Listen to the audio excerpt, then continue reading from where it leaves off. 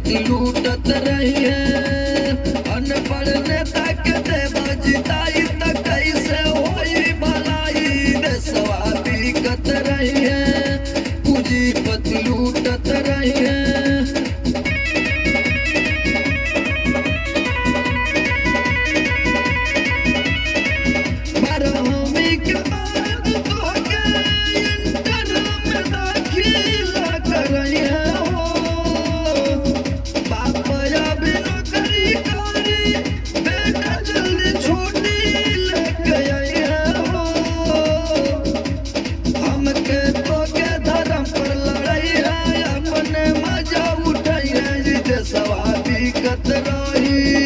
पूंजीपति लूटत रही, देशवा बिकत रही, पूंजीपति लूटत रही।